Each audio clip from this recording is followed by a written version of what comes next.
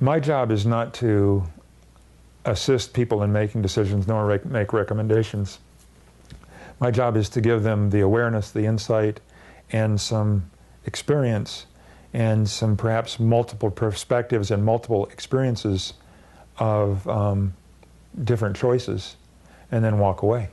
In the old days, I was known as a pain relief guy. People would come to me and I would ease the pain. And I can't say that was a good service to provide, because the moment I got their pain relieved and I talked to them about the structural issues that are causing the pain, they'd say, well, we don't have time to deal with that. We're not interested. And then their pain would be back. One of the things that I offer organizations now is a microscope. Their organization is a drop of water. And I come in there with a microscope and show them every dynamic that's going on as an outsider who knows nothing about their company. I can look at who's loyal, who's not. I can look at whether this person's the right fit for the job. I can find the root cause of this issue here. And not only can I find those root causes, I can remedy things. And it doesn't matter whether somebody did something poorly and somebody's litigating and leveled a suit against the company. We can go in and we can clear that up in 2 or 3 hours. And if what I've experienced in the past is any indicator of what's in the future, those lawsuits are dropped. It's not the place of a consultant to do anything other than offer a recommendation and then support the decision of the executive. There was a guy who turned up who had 4,000 homes on some plots that he was building, and he was losing money. And he wasn't making enough money to cover his costs. And when we looked beneath the surface on that, the way that land had been acquired some years ago was done illegally. And so what we did is through the field, we remedied and made right the issue in the system that was causing the problems for this guy currently. And yes, he started making some profit there. And my job is to assist in a way that does inform them.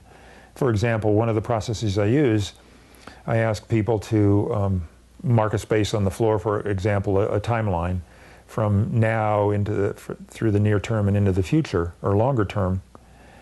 And when they step on this place, it will be as though they've just made a particular decision, and they get to slowly walk forward and experience whatever they experience. And what's interesting is that often people have certain feelings, or they see certain images, or they hear certain things, and it's undeniable. They have a particular experience when executing that decision.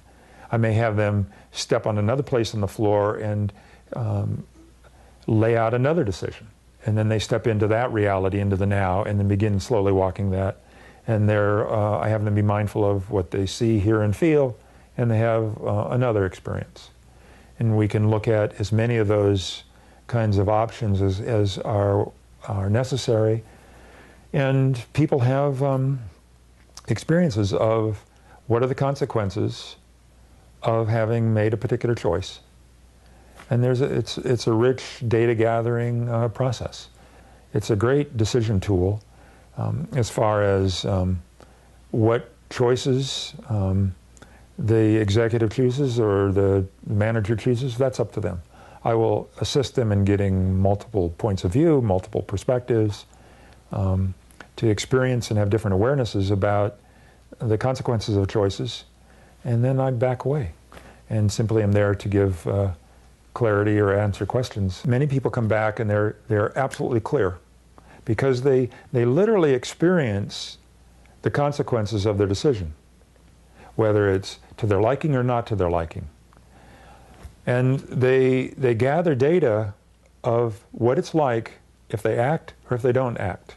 They gather data what it's like if I execute alternative decisions. And it's real experience that's undeniable. We'd have an espresso, if you will, where instead of taking a long, slow consultancy engagement, we would get this shot of real powerful change. And so this one guy sat down and he told me his plans in his organization, and this particular one involved building a new manufacturing plant on another property, and they had just acquired the property.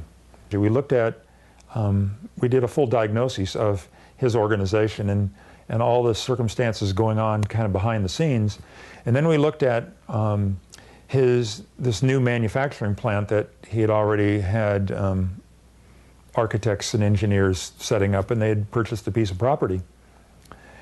And the process revealed when we brought in the issues of revenue generation out of that new plant, the process revealed that there would be no money there.